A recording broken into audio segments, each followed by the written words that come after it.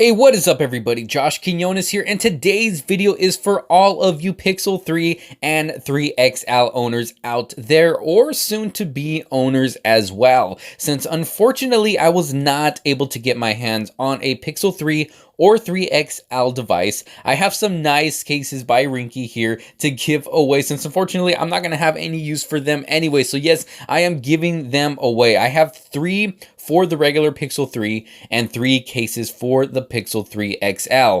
These are great quality cases that will definitely protect your device while still giving it a good look. I've done many reviews for these cases on other devices, including drop tests, and they always hold up great. So if you're in the need of some cases for your Pixel 3 or 3 XL, I am going to pick 2 lucky winners, 1 winner for each device, and you'll both get 3 cases.